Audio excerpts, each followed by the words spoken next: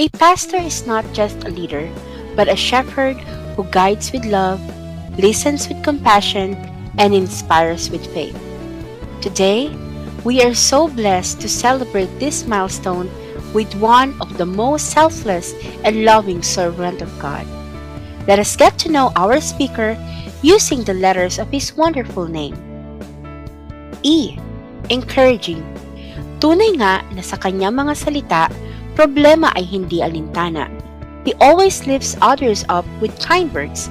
Sa kanyang mga patawa, lungkot ay talaga namang mawawala. R. Reliable. In face of challenges, be it personal trials or congregational issues, tunay namang matatag at maaasahan.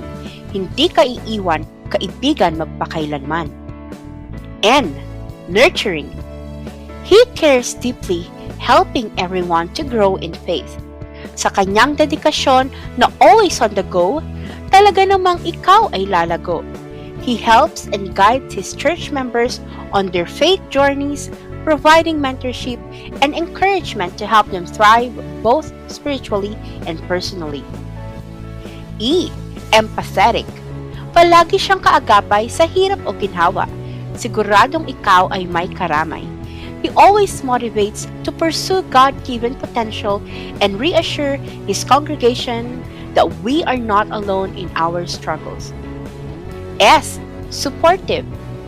He leads by example, demonstrating humility and a willingness to serve in various capacities within the church and the community. Tunay kung magbigay ng suporta, magkasama man o hindi nakikita. T. Trustworthy. Tapat at maaasahan, mapagkakatiwalaan sa hirap man o kasaganahan. O. Optimistic.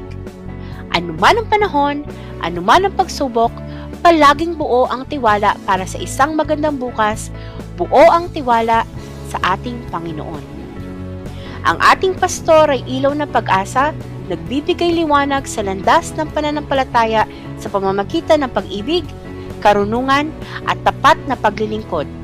Mapagmahal na asawa ni Pastora Lisa, mabuting ama ni Esther at Rachel, tapat na lingkod ng ating Panginoon, maaasahang kaibigan, join me as we welcome on stage our Bishop, Reverend Pastor Ernesto Kitain Catanyag.